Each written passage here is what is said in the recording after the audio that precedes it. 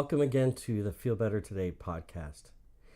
Being mindful of the current moment also includes being able to radically accept whatever happens. So if you make a mistake, just pick yourself up, dust it off, move on, and try again. So today is going to be DBT and Recovery Lesson 3. And as we get into Lesson 3, we're going to be talking about mindfulness today. Which part about mindfulness? Wise mind. So there's 3 states of mind: emotion mind, reasonable mind, and the one in the middle path, the wise mind. It puts our emotion mind together with the reason mind and creates our wise mind. So to help us remember that, I wrote a little song about it. Here we go. States of mind, you got yours and I've got mine. One you feel, one you see, one puts them together in the magic of 3. Emotions often get the better of me. A rush of anger, yell at a stranger, the laughter and screams when I achieve my dreams. States of mind, you got yours and I've got mine. One you feel, one you see, one puts them together in the magic of 3. Reason mind, the logical kind, know the facts to keep me on track. If it's all I had, I'd be like a robot, but it helps me see truth and know it is not. States of mind, you got yours and I've got mine. One you feel, one you see, one puts them together in the magic of 3. Wise minds, it's time to be wise. Filter emotions and filter the lies. Balanced and centered, it's here that I find the presence of now, that is my wise mind. States of mind, you got yours and I've got mine. One you feel, one you see, one puts them together in the magic of 3. States of mind. States of mind. What state of mind do you find yourself in right now? Are you feeling contemplative and centered? Are you feeling like life is a little bit chaotic? Are you feeling like you always have to follow the rules, feeling a little rigid? So there's a book that I've been reading called Mindsight that is mentioning specifically, this is by Daniel Siegel, MD, that finding wise mind is about finding integration between rigidness and chaos. So if you feel like your emotion mind is the chaos and your logical mind is the rigidness, let's find a middle path to join those together with integration. So what would that look like? Reasonable mind looks like focusing on past experience, research, logic, statistics. Emotion mind, where you think about anxiety, your fears, your feelings, your stress, your sadness, your anger. When we put that together, it looks like I feel this and I know this, so I will do this. Suddenly, some of the answers become more clear, right? Emotion mind is where our feelings control our thoughts and actions. In contrast, during reasonable mind, our thoughts and actions are ruled by logic and facts. Think like Spock from Star Trek. Living entirely in either state can be an ineffective way to live. We don't want to be controlled by our emotions, yelling at loved ones or being rude to the cashier, nor do we want to be controlled only by facts, like an unemotional robot. So, how do we find our wise mind? Finding our wise mind takes practice. And by intentionally practicing, eventually it becomes easier and easier to live within the state of wise mind. One way to practice is by focusing on your breath. Yes, breathing is simple and often automatic. So let's be intentional. As you breathe in, silently say the word wise. And when you breathe out, say mind. You can also breathe in and silently ask wise mind a question. And when you breathe out, listen for the answer. Notice whatever comes up. You may land on an answer. And even if you don't, the process of observing your thoughts and feelings is a great way to calm your mind and body. When you're practicing and working to find wise mind, it may look a bit like meditation or being still in the moment. In our next lesson, we'll cover specific skills of observe, describe, and participate. Those are the what skills of mindfulness. So as we integrate the DBT skills with our 12 steps, quickly we'll review what we did in our last lesson, which was we admitted we are powerless. In our last lesson, we talked about the 12 steps, which aren't just for alcohol, but for any target behavior that you're seeking to stop. We covered step 1, admitting we are powerless over that target behavior. And we introduced the term dialectics, which helps us focus on the concept that we only control our own behaviors, and we tried, but so far we're unable to control our use of the target behavior. Dialectics shows that there's two different perspectives to look at the same thing. We control our own behaviors, and yet we admit that we were powerless to control our behavior over that target behavior, right? So today we're going to talk about step 2. We came to believe that a power greater than us could restore our sanity. Definition of sanity? Doing the same thing and expecting a different result. Isn't that how we used our target behavior? Repeatedly trying to ineffectively affect our life. Oh, I want to make myself feel better, so I will use this substance. I want to make myself feel better, so I'll eat more food. I want to make myself feel better, or at least feel something, and so maybe I'll cut. Those are examples of things that people have done in the past just to feel their feelings or to try and feel better. And it was ineffective. It didn't work. It led us here because our lives started to spin out of control. Now, how can we look towards a higher power? You can think of it in many different ways. We'll talk about a few of those today. Our step 2, let's repeat it again. Now we come to believe that a power greater than ourselves could restore us to sanity.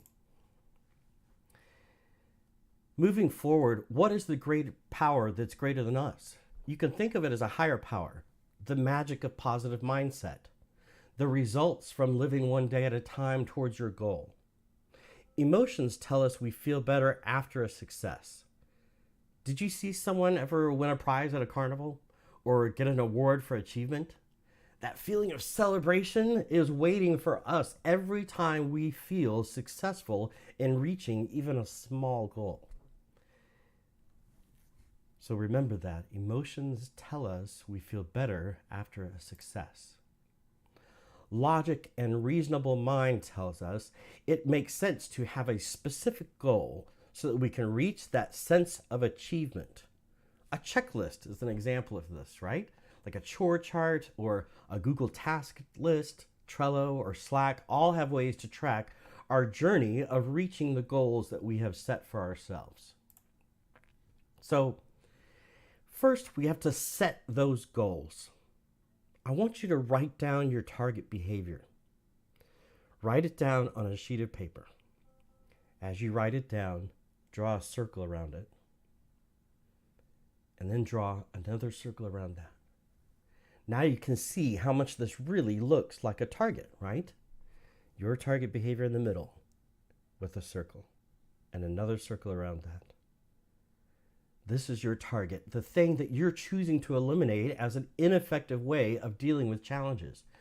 In your circle, you may have drugs, alcohol, self-harm, sex, oversleeping, overeating, being lazy, ignoring the obvious. Whatever your issue, which needs change now, recognize that as your target behavior. Put these together. Make a goal. Then you can achieve and feel success. Whatever you put in the center, that target behavior, is your goal of what you're choosing to eliminate as an ineffective way of dealing with challenges. If you keep this all to yourself, most likely it will sit there and just wither away.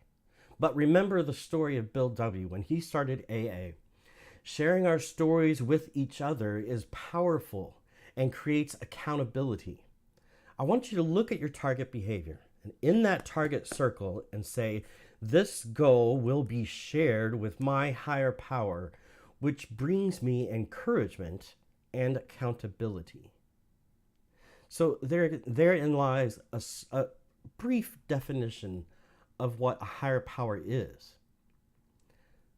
Someone or something that brings me encouragement and accountability. If that is God, pray today and say this as a part of your prayer. If you're struggling to find a higher power or what that means to you, for now, allow this to be a person that you feel trust and accountability with. Some people call that an accountability partner. Perhaps the friend or family member with which you recently shared, something needs to change. The person you told that to might be your accountability partner. There's a mystery that unravels as you move through this journey, a special spark that can happen as you take this step. Repeat this to yourself. I don't know how, but this higher power will help me feel strength and comfort. Believe it. Trust the idea and see if you can find a way that it is working slowly, day by day. They say that cliche, live one day at a time, right? That's how we practice our mindfulness, trying to get to wise mind. And it's also how we practice our steps. I don't know how, but this higher power will help me feel strength and comfort. It's that encouragement that you get from the accountability partner that helps so much. Let's take a brief moment for a mindfulness exercise, if you would please. Okay? I'll play a little bit more of a tune on the guitar. Close your eyes with me and join. Deep breathe in and out. In and out. In and out. In and out.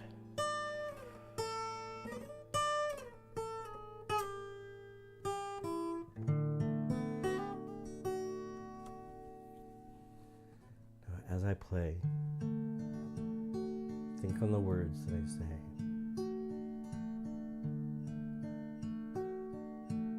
Focus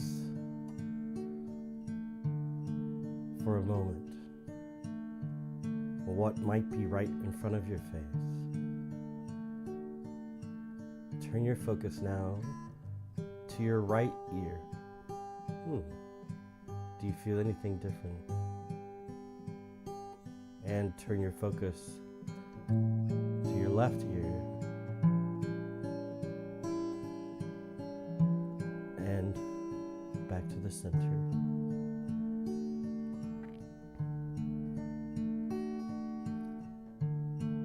Now, your attention to your chin.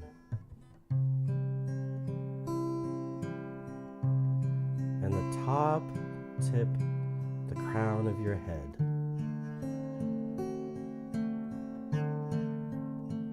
And back to the center in front of your face.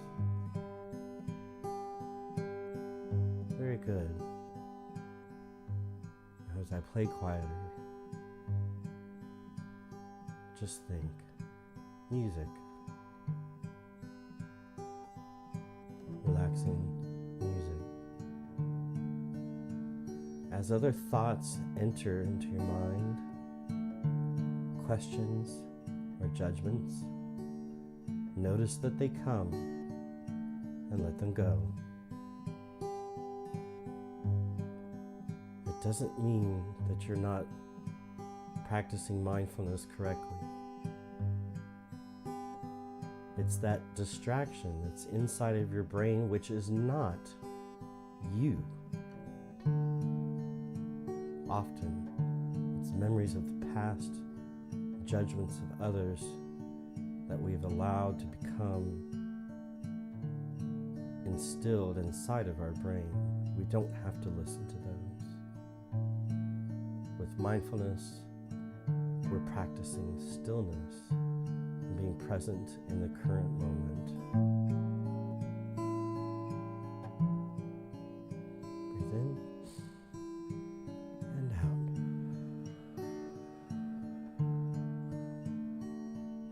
In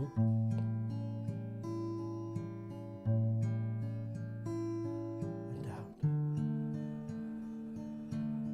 As you have those thoughts or judgments into your mind, notice that they are there and return to either the music or your breath. Breathe in and out.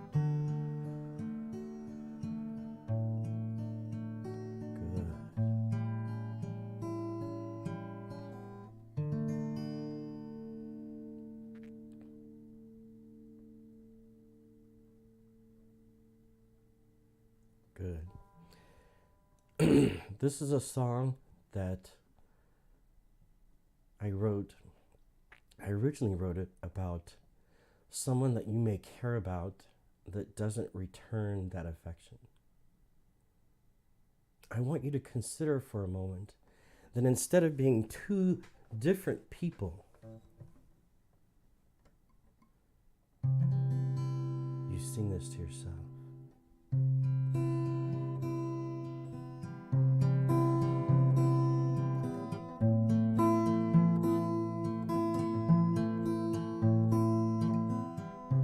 I see the sky mellowing red, pictures of you dancing in my head.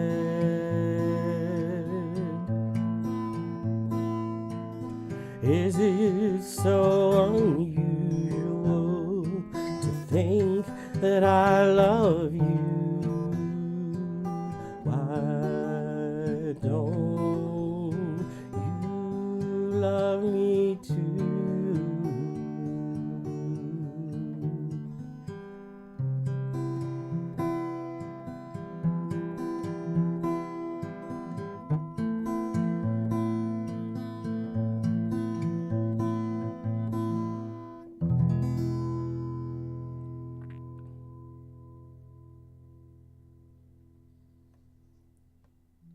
Good. Remember, when practicing your mindfulness or doing any kind of meditation, it's important to notice those thoughts without judgment. Let them exist. Let them pass on as you try to center back either on silence or music or one central focus. Yeah. Your homework for after this lesson: explore your idea of a higher power. Who or what is it? Perhaps use the mindfulness technique I talked about in the beginning.